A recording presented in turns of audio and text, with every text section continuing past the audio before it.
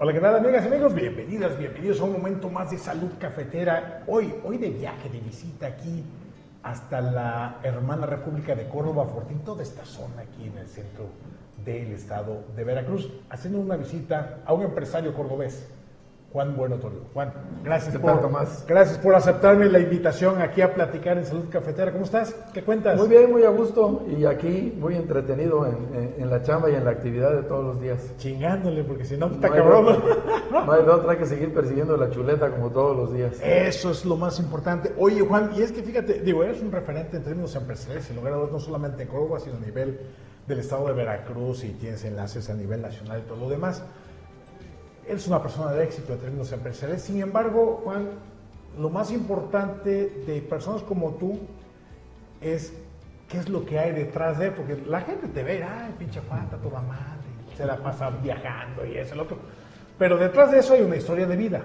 Hay una historia de vida que es la que quiero que nos compartas en este espacio de Salud Cafetera, porque soy un convencido que la gente que nos pueda estar mirando, Juan, puede buscar inspirarse en personas que como tú han logrado escalar en términos sociales, en términos económicos, incluso en términos políticos, que eso lo vamos a dejar casi a la parte final.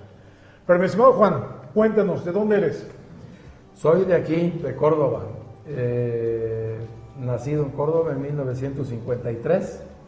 Mis papás también son cordobeses, mi mamá, mi papá. Mi papá, hijo de españoles, emigrados en el siglo antepasado. Mi abuelo paterno llegó a la zona de Motzorongo, del ingenio Motzorongo, como un emigrado a trabajar en el campo en aquel tiempo, a la edad de 12 años, en 1887. En ese año llegó mi abuelo. Luego, con el tiempo... Nada más te pregunto ahí, ¿llegó a la edad de los 12 años tu abuelo como un empleado más del ingenio? O sea, ¿vino? No. ¿Cómo estuvo la Llegaron, hubo una migración española que en aquel tiempo, en el tiempo de Porfirio Díaz, trajo gente de algunas partes del mundo a trabajar y a poblar regiones, y en este caso a ellos les tocó llegar a la zona de Motzorongo a trabajar en el campo. Les dieron allí un espacio.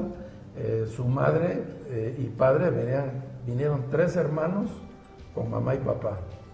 Al año el papá murió de paludismo y la mamá, doña Isabel Torres, a la que en honor a ella muchas de las empresas de la familia se llaman Isabel. Y bueno, pues ahí quedó, y vendía pan, y los hijos, pues uno trabajaba, mi abuelo trabajaba haciendo durmientes para el ferrocarril cuando lo estaban haciendo el sea, el trabajo rudo de madriza, de chingarle con todo. Cuando empezó el ferrocarril a venir, pues un ferrocarrilero inglés como que lo adoptó y le enseñó a ser fogonero en una máquina de carbón. O sea, fogonero es estar al pendiente de meterle carbón a la máquina para que sigan dando la máquina. Y a manejar la caldera que era la máquina, ¿no? Claro. Posteriormente pasó al ingenio Motzorongo a manejar la caldera del ingenio, y en el tiempo pues la familia fue creciendo, desarrollándose. Cada uno de los hermanos hacía una actividad, y la mamá tenía su panadería, y la que ponía orden en la familia en ese tiempo. Como siempre las mujeres poniendo el orden, como siempre. Y pues se hicieron de un pedazo de tierra y empezaron a cultivarlo y a hacer negocio. Y al tiempo mi abuelo con su hermano, porque el otro hermano falleció también en el corto plazo, los 2 hermanos hicieron una buena actividad empresarial. Uno de ellos fue el iniciador del Aceites El Faro, que era una fábrica de aceite que después se convirtió en Aceite Patrona aquí en Córdoba. La tenían en Veracruz. Y también un ingenio, un trapiche, donde hacían alcohol. Cuando vino la prohibición del alcohol en los 40s, cerraron el trapiche, y cuando yo nací, mi papá abrió el trapiche y empezó a hacer panela, y empezó a crecer un poco el trapiche. Y cuando vino el pleito de los Estados Unidos con Cuba, que abrieron la oportunidad de más azúcar en México para los Estados Unidos, pues ahí se montó mi papá en el barco y empezó a hacer azúcar en ese trapiche, con la ayuda de muchos empresarios de la zona, por ejemplo, dice que don Rodolfo Perdomo lo ayudó mucho, con maquinaria usada que quitaron de San José de Abajo, y con eso empezaron. Un ingeniero cubano que estaba aquí también se trepó en el proyecto y empezaron a hacer azúcar. Y ahí empezó y nació el Ingenio Santa Isabel, que posteriormente se llamó Ingenio El Refugio, y ahora pertenece al grupo de Motzorongo. Ese ingenio se vendió en su momento, y bueno, pues ahí, y yo pues viviendo ahí. Nací en Córdoba, pero a la semana me dice mi mamá que pues se fueron al rancho, porque ahí vivían. Sí, claro. Ellos vivían en el rancho. Mi papá tenía caña de azúcar y engordaba ganado en un rancho de 150 hectáreas que tenían ahí, y bueno, pues ahí empezó a crecer el patrimonio de la familia. O sea, pero lo interesante aquí, Juan, es que, o sea, no cayó a la familia nada del cielo. No, bueno, pues, gracias a los abuelos, pues la fortuna de la familia, por así decir, la primer fortuna es haberlos tenido a ellos como antecesores en este proceso de desarrollo empresarial, desarrollo económico. La familia pues se fue construyendo en el tiempo. Por ahí de los años 30, casi 40, mi abuelo se separa de su hermano, y mi abuelo pues sigue la parte del trapiche y de la finca, que así le llamaba él, la finca de caña, y luego pues ahí siguió mi papá también con sus hermanos. Cuando venden el ingenio, que ya producía azúcar, entonces venden el ingenio y hacen Automotriz Isabel, que estuvo aquí en Córdoba a partir de 1968. Mi papá ya había crecido en el negocio de los ranchos, tenía ganado en la zona de Tres Valles, aquí en el estado de Veracruz, y por Tustepec también en Oaxaca, ahí cerquita. O sea, en la zona de la cuenca del Papaloapan. La zona de la cuenca del Papaloapan.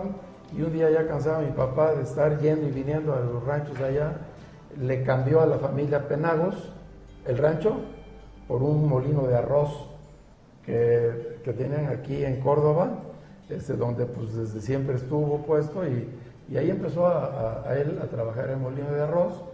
Al tiempo un tío mío, mi tío Emilio, se salió de la Automotriz Isabel y puso un negocio de café, que era Cafés de Córdoba Isabel. Y el otro hermano, Fernando, estaba en la Automotriz Isabel. Entonces, y luego a partir de ese consorcio familiar que fue creciendo muy bonito, muy bien, por el talento y la creatividad de los tres hermanos, en 1980 se separan los hermanos. Mi papá se separa de sus dos hermanos, mis tíos se quedan con una buena parte de los negocios, la Automotriz Isabel, la Transportadora Isabel, los chabelos, los trailers y todo eso, se queda ahí. Luego mis tíos se separan entre ellos también, y ahí queda. Pero nosotros seguimos a partir de 1980. En ese tiempo, pues yo me fui a estudiar, primero en el rancho, pues ahí vivíamos en el rancho, ahí fui al kinder. Sí, porque, a ver, Juan, antes de que te vayas a dónde te fuiste a estudiar, a ver, cuéntame de tu infancia, cabrón, compártenos con la audiencia tu infancia, porque bien, abuelos, papás, pues chambeadores, sí, empezaron de la nada, empezaron a construir empresa, sí. Ahora sí que fueron de los emprendedores de la región, sí. ¿no? Bueno, y te digo, y lo mismo del otro lado, claro, del lado de mi madre. Mi mamá también tiene ascendencia italiana, y su papá, Luis Torrio Vignola, puro italiano, también llegó a la zona en una migración con sus papás, Rocco y Gelsomina, a la zona de Centla, ahí por Huatusco. Ellos tenían, también vinieron a producir en el campo, pero el bisabuelo, mi bisabuelo Rocco, tenía capacidades de manejar el acero, de fundición. Entonces él empezó a desarrollar asadones y fabricaba asadones ahí en la zona de Huatusco, y desarrolló un asadón que hasta hoy se usa, me dicen, en donde evitaba que el labrador del campo se agachara tanto entonces le hizo una curva, y entonces el asadón empezó a funcionar mejor. Entonces, por los dos lados yo tengo la fortuna de tener mis antepasados con visión empresarial, capacidades empresariales pues que fueron infundidas a sus hijos y con su ejemplo, pues a nosotros.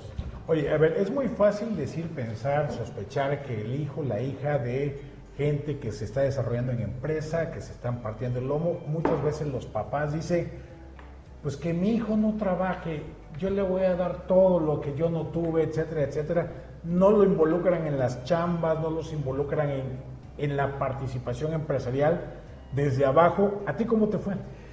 Pues a mí me fue difícil porque mi papá era de mucho trabajo. Chingándole al viejo, con todo. Eso es bueno, eso es bueno. La primaria, ¿dónde la estudiaste? Mira, el kinder ahí en el rancho, en el refugio Oaxaca, y luego pues nos venimos aquí a Córdoba para que yo entrara a la primaria. Yo entré a la primaria en la escuela de las Murillo. Eran hermanas del que fue gobernador de Veracruz en aquel tiempo.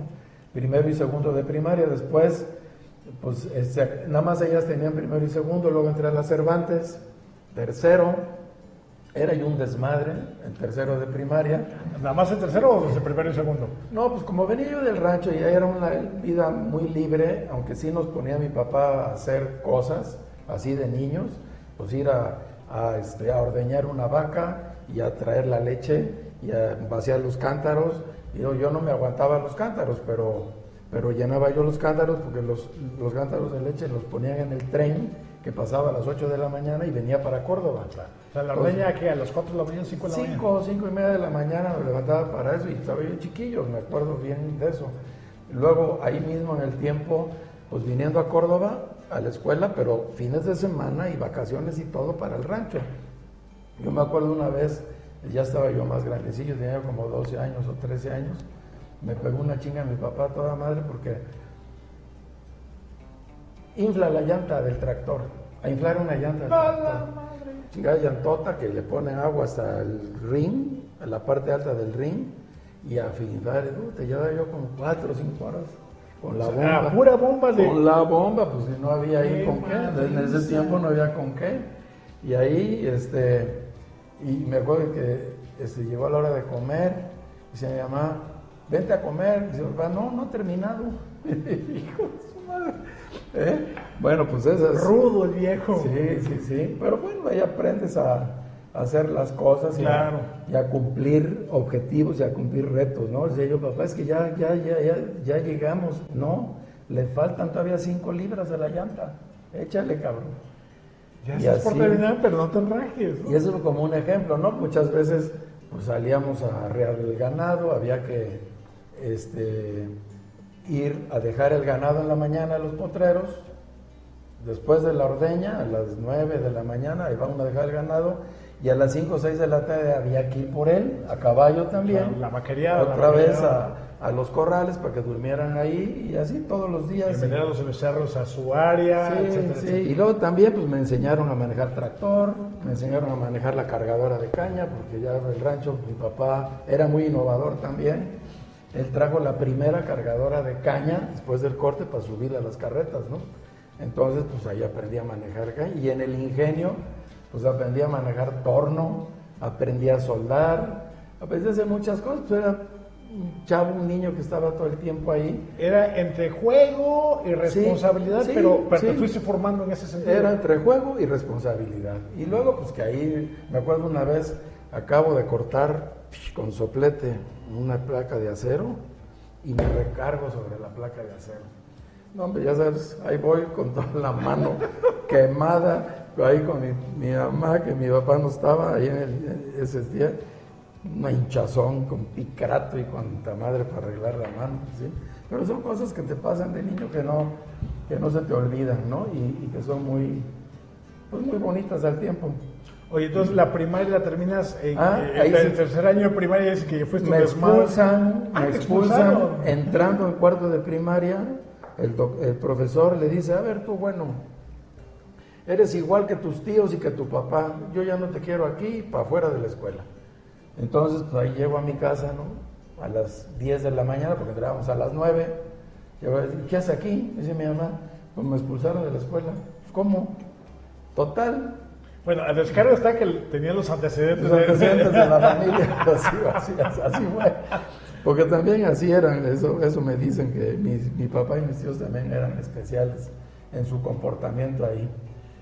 Entonces, pues ya total, pasó los días, llegó mi papá ya en ese tiempo pues estaba en el rancho, se iba el lunes temprano y regresaba el sábado a mediodía.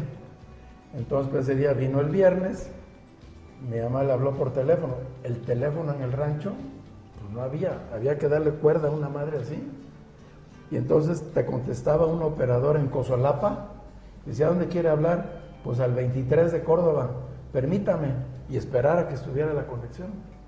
Igual cuando había que hablarle al rancho, pues también sonaba una campana y había que ir a contestar el teléfono. Sí, porque el trabajo de las operadoras era literalmente desconectar y conectar en el número. Cuando hubiera línea, cuando hubiera espacio, y sobre todo a esa larga distancia, entonces era un tema. Pero bueno, entonces pues me llevaron a la Galván.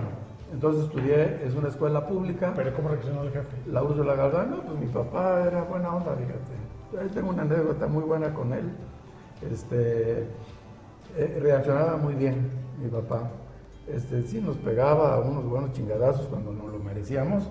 Más que chingadazos, en otro lado eran cocotazos, cabrón.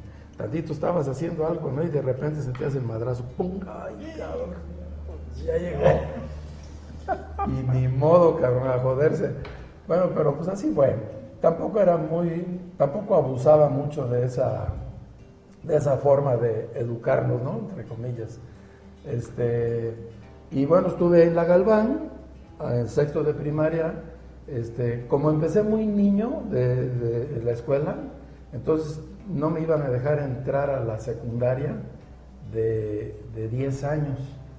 Entonces tuve que reprobar un año, y al reprobar sexto de primaria cambié de la Galván al Colegio México, pues para que mis compañeros no estuvieran en sexto y yo me quedara en quinto, ¿no? Para que no se burlaran, entonces sí, pues un poquito cuidando el bullying que también había en ese tiempo. Claro. Entonces, pues ya entré al Colegio México. ¿Cómo reaccionabas al repetir contenidos que ya habías visto? Pues mira, fue diferente porque la escuela Galván, yo le agradezco muchísimo a los maestros que tuve en esa escuela, al maestro Rivas, a la maestra Juanita, al maestro Fermín Jácome, eran también bien estrictos y eran muy buenos maestros. Nos ponían y nos enseñaban muy bien. Yo veo muchos compañeros que todavía me encuentro de esa camada y muchos son gente exitosa, que le ha ido bien en la vida, porque pues tuvimos esas bases y esa formación en la escuela Úrsula Galván, que yo agradezco muchísimo y particularmente a esos maestros. Entonces, porque también, aparte de la escuela, pues jugábamos fútbol y jugábamos básquetbol y hacíamos muchas cosas ahí en la escuela, estaba padre. Tenía buena cancha de básquet en la escuela, y luego le hicieron unas gradas porque ahí jugábamos. La cascareta y ya después los torneitos. Estuvo todo muy bien. Entonces, te digo, ya me fui al Colegio México, que también en ese tiempo, pues yo andaba en los 11 años, 12 años, un comportamiento muy difícil con mi mamá.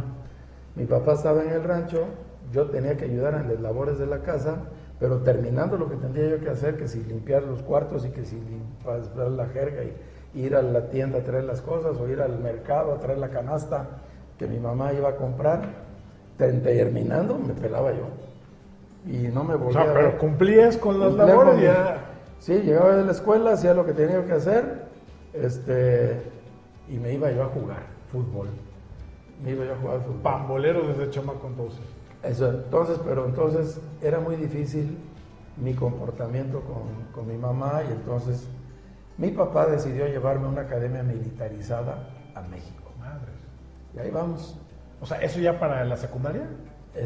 Para el sexto de primaria. Para el sexto de primaria. Sí, era difícil. Entonces, y como él estaba en el rancho y alguien le recomendó que me iban a poner en orden en la militarizada, No, pues sí. pues ahí voy, ¿no? Y ahí vamos a México, llegamos a la escuela militarizada, me inscriben, y saliendo de ahí va a ver a una hermana suya que vivía en México, que todavía vive en México, mi tía Rosalba, y le platica, y dice, pues estás loco, va a acabar peor ahí, ¿qué quieres hacer de él?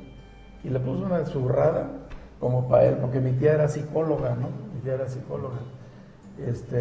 Y había estudiado su especialidad en Estados Unidos y traía ideas ideas innovadoras. nuevas, técnicas nuevas. Dice, no, ¿cómo crees? No lo metas ahí.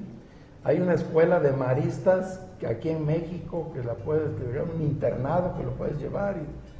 Y total, investigaron que el internado estaba en Tlalpan. Y ahí vamos a Tlalpan. Llegando a Tlalpan le dice el director, sí, aquí se lo recibimos muy bien, pero tenemos una escuela en Orizaba. Tenemos una escuela de nosotros mismos en Orizaba y en unos meses yo voy a ser el director y por lo que me dice yo me voy a encargar de él. Habló por teléfono, ya habían empezado las clases. Vaya usted, mañana temprano se lo reciben ahí y ahí lo vamos a atender. Lo vamos a justiciar cabrón. Sí. Pues fíjate que también ahí desde que llegué, el nuevo director nos recibe en la dirección. Sí, señor, bueno, déjemelo. Oiga, pero déjemelo. Aquí va, a sexto de primaria, sí, a sexto de primaria. Que le vaya bien. Despachó a mi papá y me dijo, mira, ¿ves aquel salón? Ese es tu salón, ve, preséntate con el maestro y ocupa tu lugar. Ya es difícil, ¿no? Llegar a una escuela como esa que estaba muy bonita. La Galván también era una escuela que estaba muy bien construida y toda, pero el Colegio México estaba muy padre. Entonces, pues ya en ese momento dices, la madre, ¿no? Como que empiezas a pensar. O sea, que me tengo que portar bien porque está Y todo llego a bien, la puerta, todo bien puesto. llego a la puerta y me dice, maestro, dígame qué se le ofrece. Pues vengo a la clase, pásele, siéntese ahí. Y ahí empezó. Maestro Martín, ese maestro Martín Ceballos era padrísimo, ese maestro. Un día me ayudó muy bien, yo reprobaba materias. Y mi papá me jodía y entonces el fin de semana salí yo de la escuela, tenía que ir al tren a las 4 de la tarde para llegar al rancho a las 6:30 y ahí me quedaba el fin de semana. El domingo en el de la tarde, de las 4 de la tarde, venía a Córdoba para ir a clases otra vez el lunes. Me hacía estudiar ahí en el rancho. Él llegaba y me preguntaba, a veces me quedaba yo solo en el rancho, a veces íbamos todos y me mandaba de regreso en el tren. Ya un tío me recogía y ya iba yo a la escuela. Me iba yo en el camión de la escuela, venía un camión de Orizaba a Córdoba a recoger alumnos en ese 6 de la mañana. Y nos regresaban como a las 4 de la tarde, todos los días. Entonces, pues así fue, la primaria, la secundaria y la prepa. ¿La secundaria dónde fue? ¿Ahí mismo? Ahí mismo, la secundaria en el Colegio México y la prepa en el Colegio México también. Para mí fue una escuela muy buena también. O sea, ya te encontraron el modito y tú te acomodaste bien. Me agotaban, cabrón, me agotaban jugando fútbol, me agotaban nadando. Fui del equipo de fútbol de la escuela. ¿Qué posición? Era yo portero. Fui a los estatales también como portero, fuimos una vez a los nacionales, de básquetbol también, fui a los estatales, y de natación pues también, iba yo a nadar al Olímpico de Orizaba.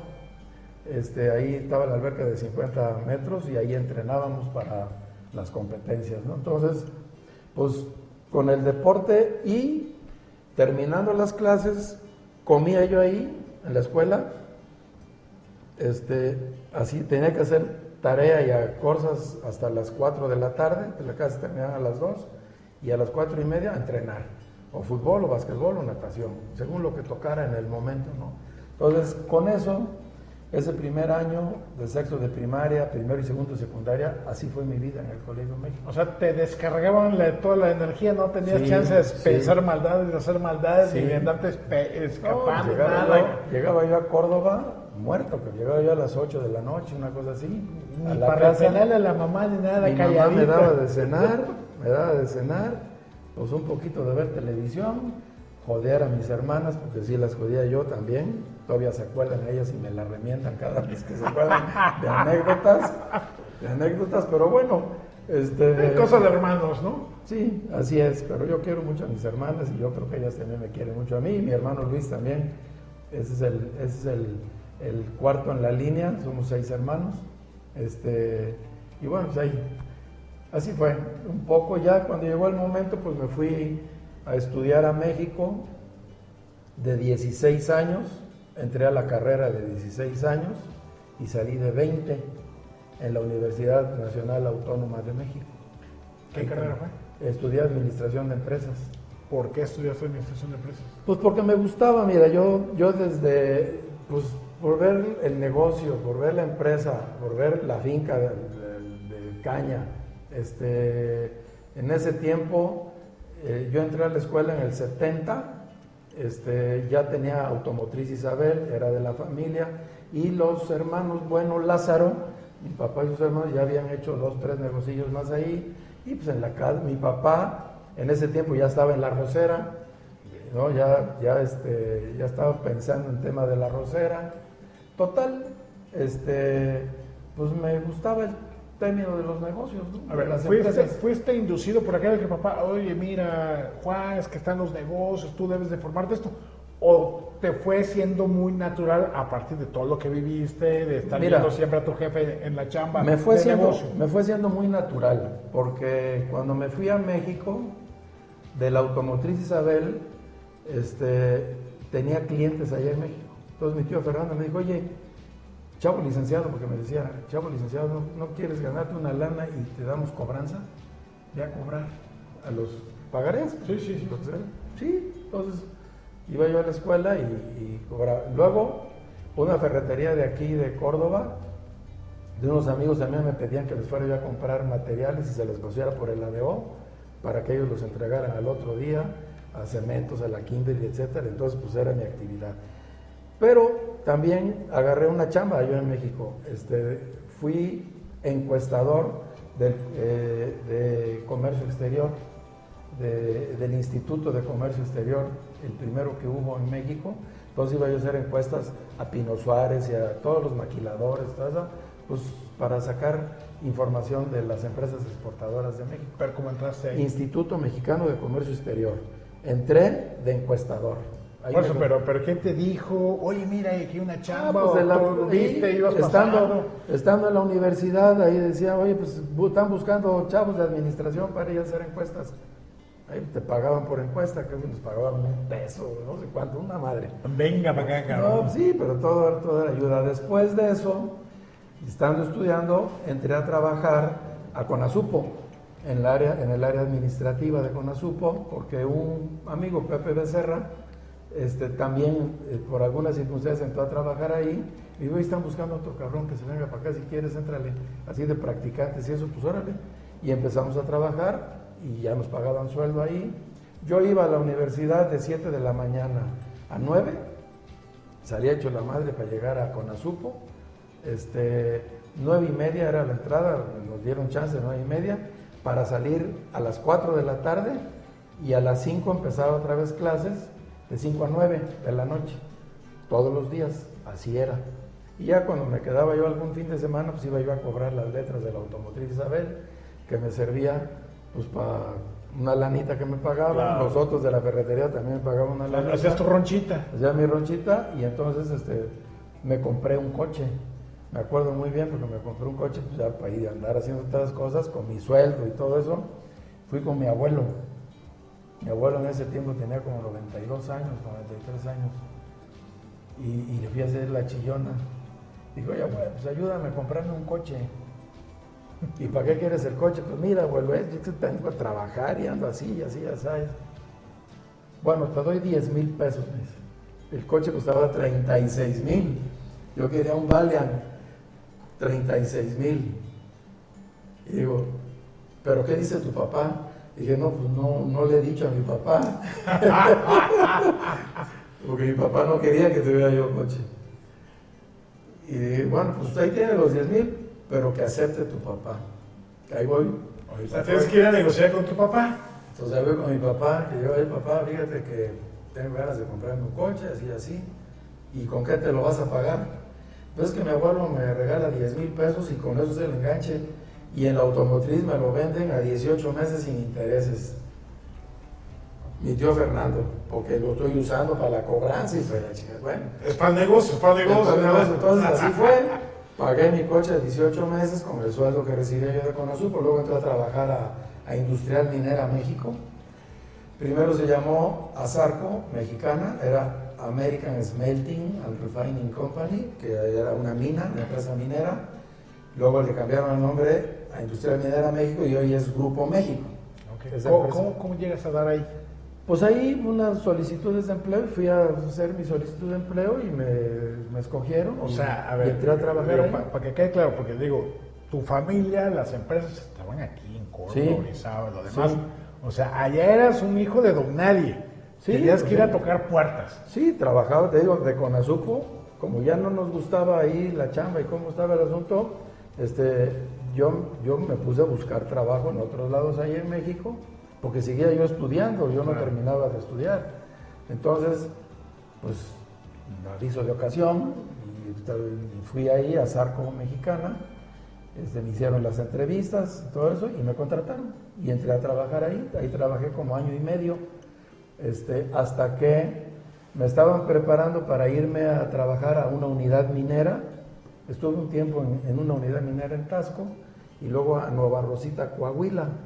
Y cuando ya iba yo a irme para allá, mi tío Fernando, que era el que estaba en la automotriz Isabel, me dice, ¿qué pasó, chavo? Ya había terminado la carrera, ¿Qué pasó, chavo? ¿Cómo estás? Y bien, ¿por qué no te vienes a trabajar conmigo a la automotriz Isabel? Porque vamos a hacer una empresa, una refaccionaria de todas las marcas, para hacer una refaccionaria que suministre todo el sureste de todas las marcas. O sea, nos vamos a comer el mercado. Nos vamos a comer el mercado. Y dije, bueno, está bien, ¿y cuánto voy a ganar? No te preocupes, yo me acuerdo que ganaba en ese tiempo 4,000 pesos mensuales en la Zarco, en Industrial Minera México ya. Y dije, mira, tío, yo estoy ganando esto. El salario mínimo en aquel tiempo, me acuerdo muy bien, porque eran 480 pesos el salario mínimo. Me pagaban muy bien. Y por eso, sí, pero aquí vas a vivir con tu papá, si vas a hacer, y me hizo la dicha, ya sabes, ¿no? Pero yo me quería venir a Córdoba porque tiempo antes, con otro tío mío, Pepe Torio, empecé un negocio para engordar pollos. Engordábamos pollos, empezamos un negocito para engordar 2,000 pollos, luego 6,000 pollos. Luego vino una crisis en el sector pecuario. Gripe aviar o algo por decirlo. Vino un problema, se murieron muchos pollos, se cayeron el precio, fue un tremendo, y muchos quebraron y había muchas granjas vacías que no las ocupaban. Entonces me dijo mi tío Pepe, dice, mira, mi negocio que es venderle alimento a esas granjas, se lo está llevando la fregada. Entonces, ¿por qué no nos asociamos y engordamos pollos en esas granjas? O sea, yo tengo el alimento, es cosa de comprar los pollitos y los sueldos y las medicinas y todo. Y me asocié con mi tío Pepe y llegamos a engordar juntos 30,000 pollos. Pero luego empezó a activarse y yo seguí, él ya no quiso seguir de socio y llegué a engordar 50,000 pollos. Claro, él me daba el alimento fiado y pagaba la venta del pollo. Fácil, pero es una madre. Era un chorro de pollos, ¿no? Ya ahí me casé y Lola, mi esposa, iba a cargar los pollos en la tarde, que había que cargarlos en las jaulas esas. Sí. O sea, se fletó la señora. Mi esposa también se fletó, ella salió de la escuela y trabajó en una escuela de lento aprendizaje, psicóloga. Y luego pues atendía a niños y todo eso. Luego esa era su profesión. Perdimos una niña, un niño, el segundo de nuestros hijos al nacer falleció, y entonces ella le afectó. Y luego teníamos una agencia de viajes con mis hermanas, les compré a mis hermanas la agencia de viajes y mi mujer se fue a la agencia de viajes, y ahí un poco empezó a soltar un poquito y a quitar la pena. Y finalmente luego vino Claudia. Entonces, te digo, pero yo siempre, aunque estaba yo en México trabajando, como ganaba yo buen dinerito, podía yo hacer inversiones. También empecé con un negocio de transporte personal, camiones Torton, con Pepe Montes, un cuate que salió de la fletera Chiapas, porque quebró la fletera Chiapas, y todos digo, venden unos Torton, vamos a comprar 2, y nos asociamos, órale. Compramos 2, llegamos a tener 12 Torton, en la sociedad con Pepe Montes. Y luego llegó 1980, yo tenía los pollos y tenía mis Thornton y tenía mi trabajo. Vino 1980, vino 1974, 75, y mi tío Fernando fue que me invitó a trabajar en el negocio de las refacciones, con capital fresco que se iba a meter de la empresa, pero en ese año hubo un quebranto muy fuerte también en el negocio del café, que ya era de los tres, que era de los tres también, Cafés de Córdoba e Isabel. Entonces no hubo dinero para invertir en ese negocio.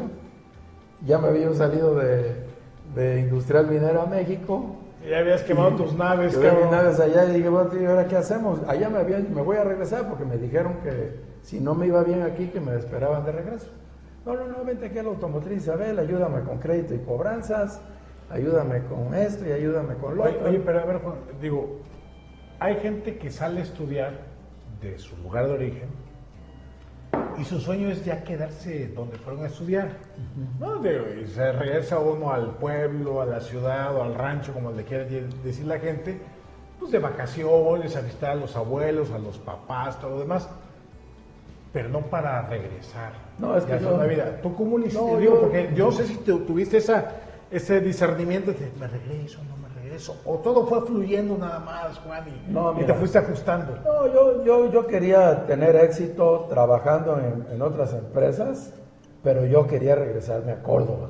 O sea, tu objetivo siempre Mi fue objetivo Córdoba, era regresar a Córdoba, el estado. y todo. por eso tenía yo mi negocio de camiones y tenía yo mi negocio de pollos. Entonces yo salía de trabajar en la noche, allá el viernes, agarraba mi carro y me venía para acá. Cuando las carreteras no son lo que eran hoy, lo que son hoy ahora, ¿no? Era ida y vuelta, de México para acá, hasta Puebla era autopista, y luego era ida y vuelta, y luego ya fue creciendo como creció. Pero yo quería venirme a trabajar a Córdoba, entonces yo soy enamorado de Córdoba, a mí me van a enterrar en Córdoba, ¿no? Entonces, pues yo venía a eso, a tres cosas venía yo, entre ver a mis papás y mi familia, pero a jugar fútbol, porque era yo parte del equipo de fútbol del Casino Español, que fue el primer equipo de Casino Español que fundamos cuando teníamos 7, 8 años. Fundamos el Corsarios, esos amigos, fundamos el Corsarios. Y luego fuimos a pedir camisetas al Casino Español para jugar. Y nos dijeron, sí, pero se tienen que llamar Casino Español. Nos dieron la camiseta y decía Casino Español.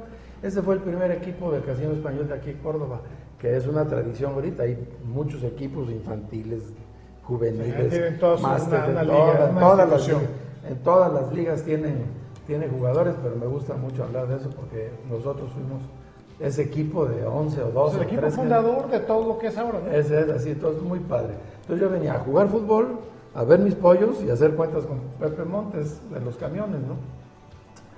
En eso estaba cuando me vengo a Córdoba, por lo que te digo de la refaccionaria, se fracasa ese negocio y me dice mi tío que a la Automotriz Isabel, y entro a la Automotriz Isabel. Y ahí estuve en la Automotriz Isabel 6 años, pues desarrollando y creciendo, pues personalmente crecí mucho ahí. Mi tío Fernando, que era el director de la empresa, me dejó mangancha, hacía yo muchas cosas, crecimos mucho las ventas, crecimos mucho el negocio. Él se fue de vacaciones porque tenía su ilusión de irse a darle la vuelta al mundo en el Queen Mary, en el barco, en el Queen Mary, en el Queen Elizabeth o en el Queen Mary, no me acuerdo cuál de los dos.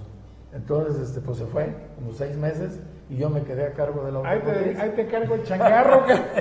Entonces, cuando regresó, pues ya el negocio estaba mejor, habíamos vendido unas flotillas muy buenas de las famosas ballenas que había en aquel tiempo, fue muy buen negocio, y por razones de malentendimiento entre mi papá con su hermano en 1980, deciden separarse.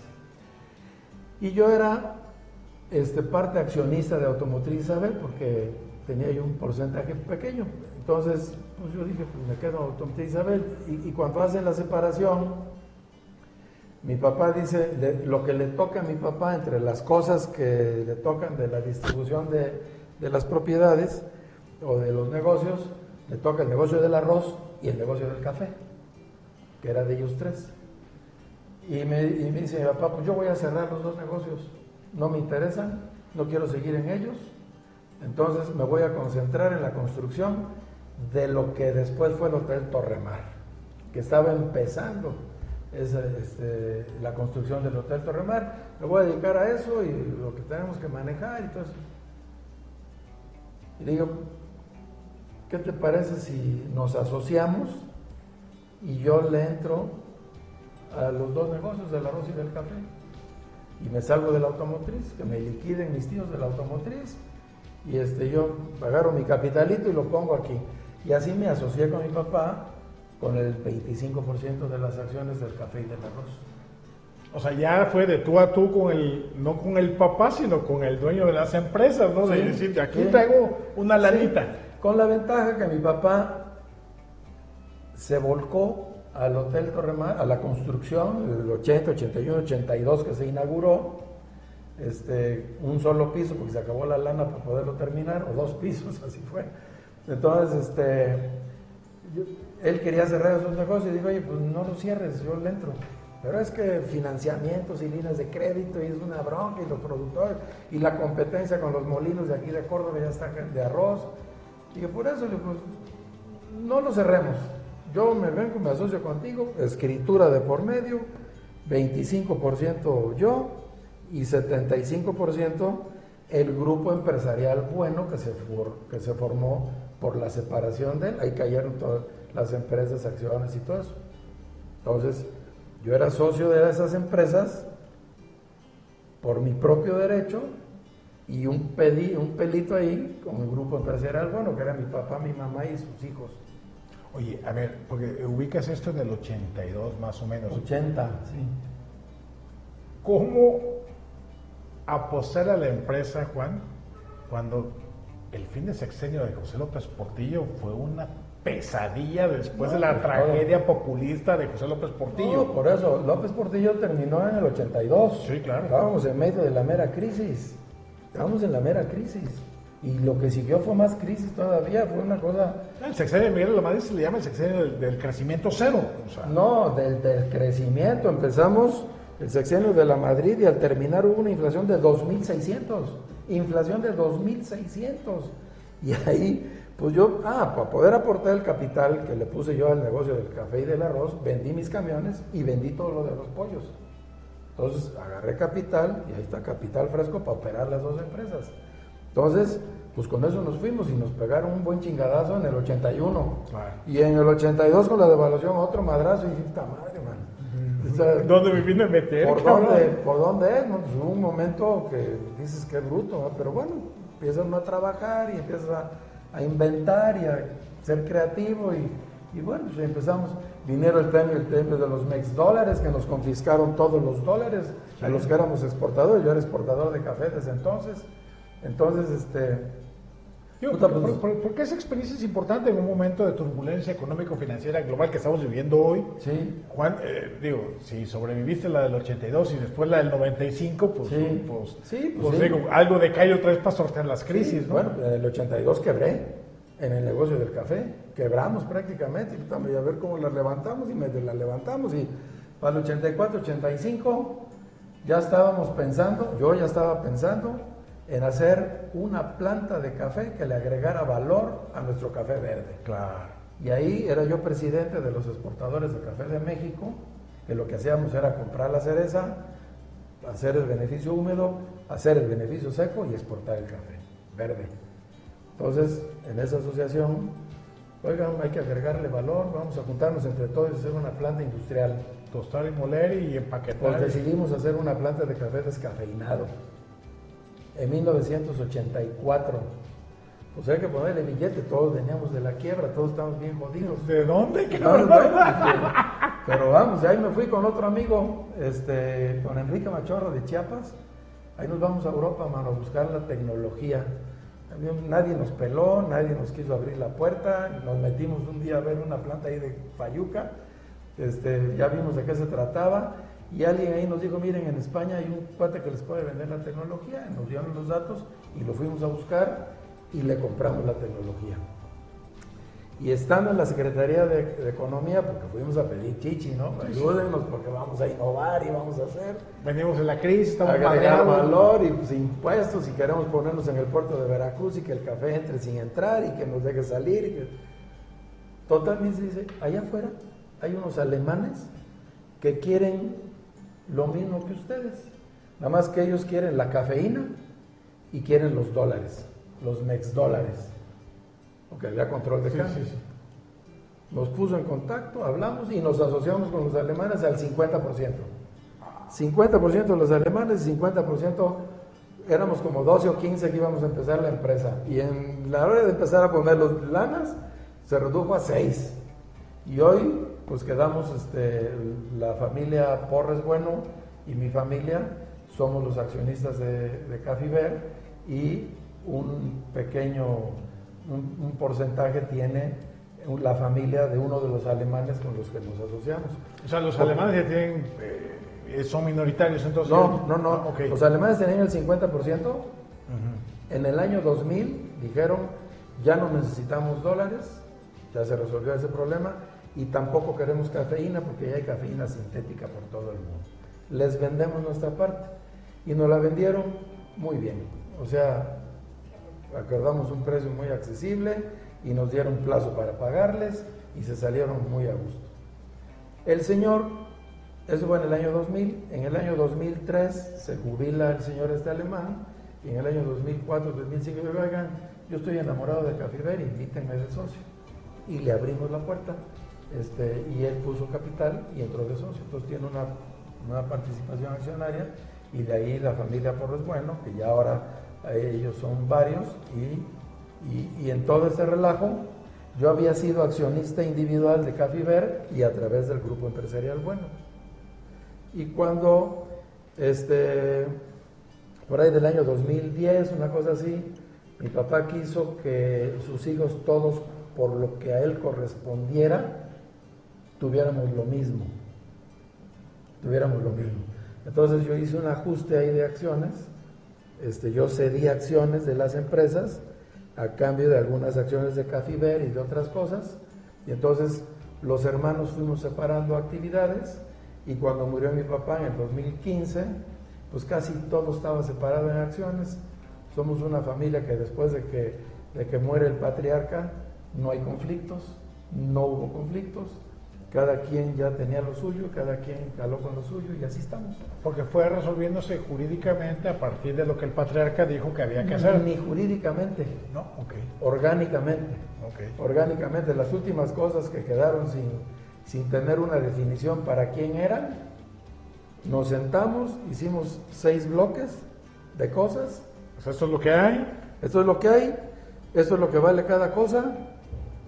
¿Están de acuerdo? No, pues que a mí es que para repartirlo, ¿no? Sí, claro. Por sorteo.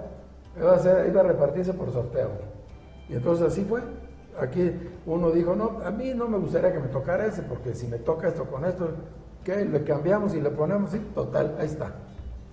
Esto es lo que nos toca. Órale, pues lo sorteamos. ¿Todos están de acuerdo? Sí, lo sorteamos. Digo, ¿o alguien quiere algo? ¿Alguien quiere uno de estos grupos que le llame la atención? Yo digo, a mí me gustaría tener este. ¿Alguien más quiere este grupo? No, nadie, ese es tuyo. ¿De aquí alguien más quiere otra cosa? Y así, no hubo ni que hacer sorteo. O sea, todo fue fluyendo. Todo bien. fluyó muy bonito, todo estuvo muy padre. Eso habla de una buena base familiar desde casa, papá, mamá, sí. De que los hermanos pudieran llegar a ese nivel de entendimiento, sí. Que no sí. terminaran agarrándose a pleito, o como los memes en las redes sociales, sí. ¿No? En diciembre el pleito por los terrenos de la abuela, ¿no? Sí, no, fíjate que no hay, afortunadamente mi papá siempre fue una gente muy recta, muy derecha en todas las cosas que hacía, a todos nos tenía muy bien ubicados en nuestro papel. Mis hermanas todas son profesionistas, todas hicieron carrera, todas trabajaron, unas ya dejaron de trabajar. Rosa, mi hermana, la que sigue de mí, sigue siendo la directora de la Plaza de Andamar. Todos tienen su trabajo. Entonces, y es la escuela del papá y de la mamá. Porque mi mamá también fue una mujer muy muy ordenada, muy trabajadora, pues en los primeros tiempos no había bonanza económica. Claro. Mi mamá hacía pasteles para vender, mi mamá tejía suéteres y la ayudábamos. Nos ponía después de que tejía así, luego se compró una máquina de ganchitos. Entonces me decía, a ver, échate 10 vueltas así y le vas metiendo de un lado y de otro lado. Pues órale, cabrón. Y ahí, crack, crack. Sí, mamá, ya cabrón, acá, ahí voy, espérate. Le hacía otra cosa aquí, hasta aquí. Ahora te otras 5 vueltas así y luego pones Cuando acabes me dice que le voy a cambiar el color del estambre. Y así.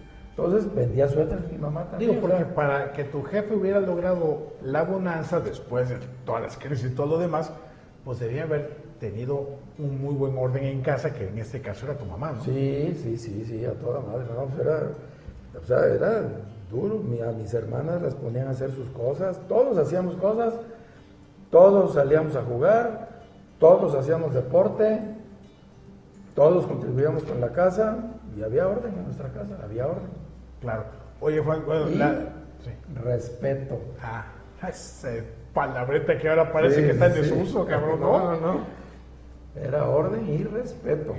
Y se respetaba todo. Oye, Juan, la presencia, la formación, el ejemplo de tu jefe permanece y dura, tan es así que tenemos aquí atrás la imagen de tu jefe.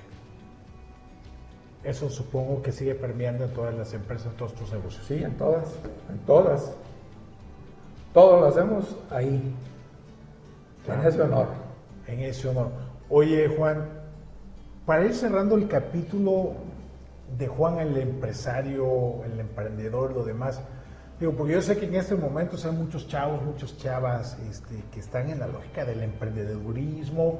La pandemia vino a descubrir el espíritu emprendedor de muchas personas, sobre todo mujeres, híjole, de repente el hombre de casa perdió el empleo, la chamba, y la mujer se acordó que tenía la receta de chiles rellenos de la abuelita y del tejido de la mamá, y empezaron a sacar adelante a la familia emprendiendo y echándole adelante. Mientras el hombre medio pendejado y deprimido porque había perdido la chamba y no podía hacerle frente a la situación económica, muchas mujeres lograron sacar adelante a las familias en plena pandemia, Juan. Pero alguien con tu experiencia, que ya nos contaste toda la historia, que no recibiste todo a manos llenas sin trabajarlo, sino fuiste parte del crecimiento y desarrollo, ¿cuáles serían los consejos? Y de las quiebras. Claro. Te digo, claro. Tuvimos una quiebra tremenda en el 82, luego con el Hotel Torremar, otro problemón tremendo. Luego en el 94 con la devaluación y las importaciones que hacíamos de arroz, nos agarró la devaluación al doble, cabrón. Entonces todo el arroz entregado a los clientes y las cartas de crédito a pagarlas en dólares, un problemón. Luego, en el 89, la caída de los precios del café, también ahí tronaron como ejotes, cabrón, durísimo. O sea, fue un tiempo de empezar a crecer y caer, y empezar a crecer y caer, empezar a crecer y caer. Hasta ya a finales el pleito con el banco lo terminé, el del café, lo terminamos en el 1999 se terminó el pleito ya, el juez acordó y dijo, pues esto es así, así, así, cada quien para su santo, y otra vez empezar, pero ya después del 92, que fue la otra devaluación que nos partió la madre, así, pácatelas, bueno, ya recompusimos, empezaron a mejorar los negocios, seguía el tema con el banco, pero nuestros negocios empezaron ya a consolidarse mejor. Vino el gobierno del presidente Fox, donde ya no hubo descalabros de devaluaciones ni nada, empezaron a bajar las tasas de interés, empezó a haber una estabilidad en la economía, lo que le permitió a nuestras empresas, pues con el trabajo, con el esfuerzo y la dedicación, porque nada es gratis, nada te cae del cielo, y ese es un consejo para los jóvenes. O sea, a pesar de las dificultades, hay que seguirle chingando. A pesar de que te tropieces y te caigas, pues hay que pararse y seguirle para adelante. Y no desfallecer, porque al final de cuentas, pues es la ley de vida, vas una cosa tras otra cosa tras otra cosa. No, nada te llega gratis. Y lo que sí les recomiendo es que se fijen una meta, que se fijen un objetivo donde quieren ir y tracen su línea. Y no hay que separarse de esa línea, claro, te separas tantito si te encuentras obstáculos, pero ahí vas en esa línea, logrando y buscando tu objetivo. Si no tienes un objetivo que perseguir, no sabes para dónde vas. No sabes para dónde vas. Entonces, ahí ando pendejeándola para todos lados, a ver en qué me acomodo y a ver si esto me sale bien. A ver. No. Hay que enfocarse. Si no te enfocas en lo que quieres hacer y lo que quieres lograr, nunca vas a tener éxito. Nunca. Porque el éxito no te cae. Esos son garbanzos de a libra. Como hoy, por ejemplo, los influencers, ¿verdad? Tenemos la rama de los influencers que son muy exitosos, algunos de ellos. ¿Cuántos jóvenes y cuántos muchachos le entran a tratar de ser influencer? ¿Y cuántos lo logran? ¿Por qué? Porque los que lo logran están bien enfocaditos, no se distraen con pendejadas, van a lo que van y van persiguiendo su objetivo. Los que no lo logran es porque no persiguen su objetivo. Mi recomendación es, lo que quieras hacer, trázatelo, márcate tu línea y ve por ella. No hay de otra. Nadie te va a regalar nada. Pues así está el asunto, porque si no, está cabrón pegarle a la empresa, ¿no? No es un tema de suerte, Juan.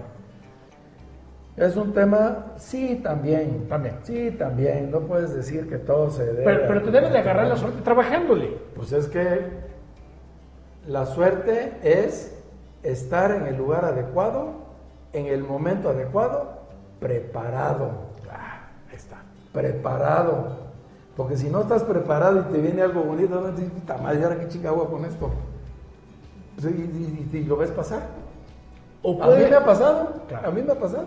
O puedes cosas que no los agarré porque dije, no, y ahí me equivoqué. Era mía y la dejé ir. Era mía, como decía el Sí. futbolista. Exactamente. O en su defecto, Juan, en esta idea de estar preparado, hay gente que de repente le llega un golpazo, la levanta, la revienta, no sabe qué hacer con la ganancia, con el dinero, y lo que hoy ganó a los 3, 4, 5 años lo pierde todo.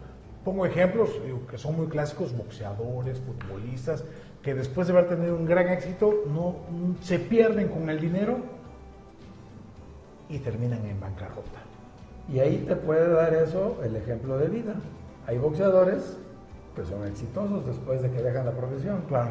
Y hay que irse un poquito atrás, cómo fue su familia, cómo fue su vida de niños y de jóvenes, grandes carencias en muchos de ellos, que esa carencia es la que les da el hambre del triunfo y de salir a madrear al opositor, y eso les da el éxito y ganan mucho dinero, pero pues falta, y lo voy a decir con pena y con dolor, falta una base familiar, falta una base en la formación en valores, Claro.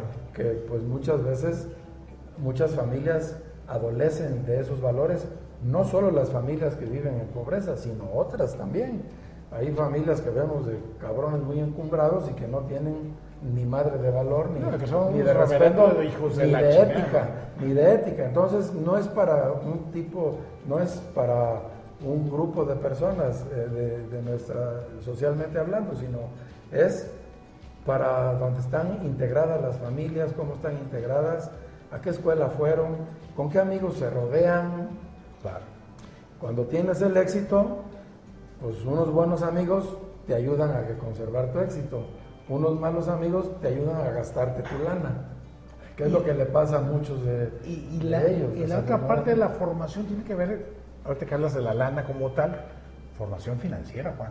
Sí, también. Porque podemos tener, que nos caiga nos sacamos la lotería. ¿Cuántos casos hay de que gente que saca la lotería y empieza a gastar a lo güey y no sabe invertir en bienes raíces, aquello y lo otro? No saben qué hacer con el dinero. O no saben asesorarse o no le tienen confianza a nadie que les pueda orientar bien.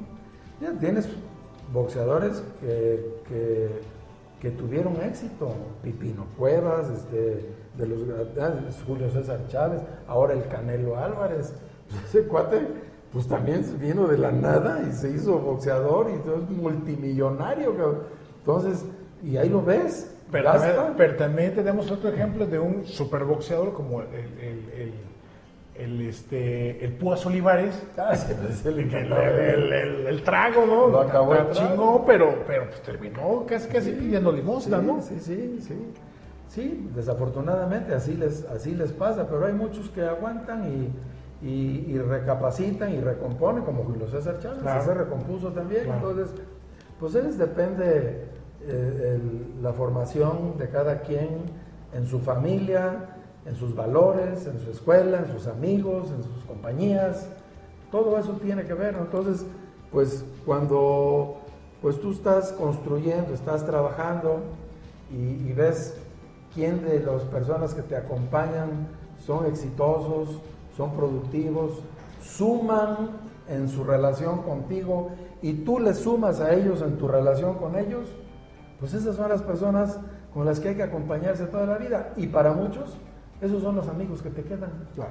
Hoy, a esta edad que yo tengo, que yo voy a cumplir 70 años, yo busco a mis amigos y tengo amigos muy buenos, muy cariñosos, muy queridos por mí, y yo creo que yo soy muy querido por ellos también, que nos seguimos reuniendo una vez al año, que de un grupo y de otro grupo también, y que andamos en chats y nos mentamos la madre y cotorreamos y vacilamos y todo lo que tiene que, como si estuviéramos en la prepa todavía. Claro. Así es, entonces eso te da un aliciente muy bonito en la vida, porque dices, bueno, mi vida ha sido buena, ha sido productiva. Cuando te volteas a ver y tus hijos son productivos también, mis 3 hijos son muy productivos, los 3 trabajan, los 3 viven por sí mismos, no necesitan de su papá ni de su mamá para nada, son autosuficientes. Entonces pues dices, puta, al final más o menos ahí va la cosa bien. Claro, no es ni la familia perfecta, claro, ni todo lo que uno quisiera, pero al final de cuentas pues somos una familia, mi esposa y yo y mis 3 hijos, pues muy afortunados por lo que hemos sido, lo que hemos logrado, lo que hemos hecho, lo que tenemos, los tenemos todos, afortunadamente. Tengo a mi mamá, mi esposa tiene a su papá, aún, entonces estamos muy a gusto, muy satisfechos. Ahora mi mujer, después de 25 años de estar trabajando en una escuela aquí en Córdoba, pues se salió de la escuela y ahora atiende una casa hogar aquí en Córdoba, que muy bonita, muy exitosa, la ha puesto muy bien, y ahí atiende 30, 40 niños constantemente que entran y salen por diversas razones, y pues ahí haciendo ese trabajo. Estamos muy contentos. Eso es muy bueno, mi estimado Juan. A propósito, he querido dejar esta etapa de tu vida al final y creo que nada más sea casi una iniciativa que tiene que ver, después de que nos contaste toda tu historia en términos empresariales, familiares, escolares, lo demás, tu vida política. Tuviste una incursión en la vida pública de este país, de este estado. Estimado Juan, no es lo más importante por lo cual quería yo platicar contigo en esta Salud Cafetera, pero sí no podemos dejar de lado. ¿Qué te motivó? Eso, Salud Cafetera. ¿Qué te motivó a entrar a la política? Porque digo, te va bien en la empresa, digo, con todos los chingados que recibiste. Es como cuando dicen, ¿qué chingado te fuiste a meter a la política, cabrón? Sí, pues mira, fueron dos eventos importantes en la vida de empresario que me llevaron a la política. Tanto en el arroz como en el café, se compran las cosechas, las tienes que almacenar para empezar a procesarlas y luego venderlas durante el año. En ese tiempo, 1992, había un impuesto al activo de las empresas, que además se tasaba con el valor inflacionario. Entonces tú tenías arroz que compraste a 2 pesos o a 10 pesos, con la inflación ya valía 15, pero lo que debías también entraba en el ESI, entonces ya era como 18, y llegaba el 30 de diciembre y tenías que pagar un impuesto sobre todo eso de un producto que tenías ahí, que no sabías ni a cómo vender, que no sabías ni a cómo lo ibas a vender. ¿Y si se le iba a poder vender? No, pues siempre se vendía, pero no sabías a qué precio. El café hoy vale $120, mañana vale 180 y pasado mañana vale 110 o 50, como nos pasó en el 1989 que quebramos todos los cafetaleros. Valía 150 y se bajó a 50. Y ahí pelas, cabrón. Bueno, pues había que pagar impuesto al activo de las empresas considerando tus pasivos y tus inventarios vinculados a la inflación. Entonces, yo era presidente de los exportadores de café de México y voy a ver al secretario de Hacienda, me mandan con el subsecretario de Hacienda, Paco Gil Díaz. En ese tiempo el secretario era Pedro Aspe, y por los dos temas íbamos, agricultores, agroindustriales íbamos. Y yo digo, oye, pues es esto, así, así. Dice, se equivocaron de ventanilla. Es de 1992, no me acuerdo bien, pues 93, se equivocaron de ventanilla. Ustedes tienen que ir a la Cámara de Diputados, porque ahí es donde hacen la ley de ingresos y ahí es donde les ponen los impuestos a todos ustedes. Pues ahí nos salimos con, ya sabes que adentro, pues ¿no? Sí. Hijo de su madre, ahí vamos, chingamos, ojete, que la... Total, ahí vamos a la Cámara de Diputados y nos mandaron a la chingada porque pues ahí recibían instrucciones de la Secretaría de Hacienda, era el PRI, no hacían una cosa que no quisiera el presidente de la República, entonces pues ya. Y ahí seguimos batallando con ese tema. Entonces, luego viene 1994, es el segundo evento, para definir candidato a presidente municipal de Córdoba. Me andaban candidateando a mí por los del PRI, me gustó la idea, dije, no estaría mal. Yo cada vez que había cambio de presidente municipal de Córdoba, les mandaba yo a los candidatos una propuesta, la misma para todos. Esto es lo que hace falta en Córdoba, pues si les sirve, ¿no? Siempre lo hacía yo. Y esa vez también lo hice. Y Juan Fernando Perdomo, que es mi primo, por parte del gobernador Chirinos, me dice, oye, el gobernador Chirinos quiere hablar contigo para ver si... Quiere hablar contigo, por lo que mandaste. Y yo, pues, y me dice, y el gobernador me dice, ¿y usted le gustaría ser presidente municipal de Córdoba? Le dije, sí, sí me gustaría. Déjame ver, quién sabe qué. Me dice, vaya a ver a Amadeo Flores. Ahí voy a ver a Amadeo Flores y no me recibió. Le digo, el gobernador, pues ya estoy aquí en Córdoba, no me recibió y tan. Dice que tu palabra no vale, por cierto. Se lo dije porque yo tenía buena relación con el gobernador en ese tiempo, porque habíamos fundado FIBER, el Fondo de Inversión Veracruz, que 40 empresarios de aquí de la zona de Córdoba pusimos dinero para hacer obras grandes que beneficiaran a la región, entrar a empresas grandes. Compramos 3 ingenios azucareros, creamos la almacenadora regional del Golfo, AFISA, que presta dinero contra rentas, hicimos muchas empresas, Aerohuilango, Temple, que es malla electrosoldada que está aquí en la salida de Córdoba, hicimos muchas empresas. Y la relación era con el gobernador porque era el presidente honorario y yo era el presidente ejecutivo, entonces tenía yo relación con el gobernador y nos llevábamos más o menos bien. Entonces, a él me dice eso, le dije, bueno, pues ya no se hizo, pero yo me quedé encabronado porque... Pues, y encampanado también. Y encampanado, me agarraron de pendejo, así decirlo. Entonces, porque sí, hice cosas. Entonces, pues viene el tiempo y nos ponen a un candidato en Córdoba que era de Fortín, que siempre se hablaba despectivamente de Córdoba y todo eso, y le decimos al gobernador, oye, gobernador, este cuate no nos gusta en Córdoba, pues ese es el que es, no hay de otro, quién sabe qué. Bueno, fuimos a buscar al PAN, a César Leal, que estaba creando el PAN en Córdoba, en Veracruz en ese tiempo. César Leal Angulo. César Leal, sí, estaba creando el PAN en ese tiempo, era delegación, sí. el estatal. Y le dijimos, y nos dijo, si quieren poner candidato, pongan, ustedes tienen mano y quién sabe qué. Y pusimos a Tomás Ríos, y empezamos a trabajar, y ganamos con Tomás Ríos. La estructura del PAN que había en Córdoba era chiquita, entonces pues entramos a la estructura del PAN, me hicieron presidente de la delegación municipal del PAN de Córdoba porque no había quien quería y pues yo le entré. Y ya estando en ese, pues hicimos los PANes del distrito de Córdoba, y en el 97, cuando no había candidato para diputado federal, nadie quería ser candidato a diputado federal, Pues tú, Juan, no, yo no, yo mis empresas, andaba yo con broncas y tú. No, pues tú empezaste con el chincual pues sí, te ya, toca, cabrón. Oye, y me vino el comentario de Paco Gil Díaz, vaya a la Cámara de Diputados. Ahí es la ventanilla, ¿no? Ahí le arreglan los impuestos. Y dije, pues, entrale, qué chica. Y le digo a mi papá, oye, pues voy a entrar de candidato a diputado federal. Ay, ¿por qué? Mi papá siempre fue un amante de la política, siempre. Por el PAN, no, ni madre, ¿cómo vas a enfrentar al PRI? ¿Quién sabe qué? Que la nota, pues una zurrada como para mí.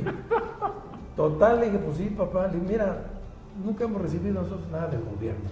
Ni tenemos negocios con el gobierno, ni hacemos nada con el gobierno. No dependemos del gobierno. Y no dependemos de nada, entonces, y últimamente las cosas no están tan bien. Mira cuántas veces hemos tenido que, de Echeverría en el 76, y López Portillo en el 82, y luego el 85, y luego el 89, y ahorita otra vez el 94, pues, caída y levantada, y vamos a cambiarle.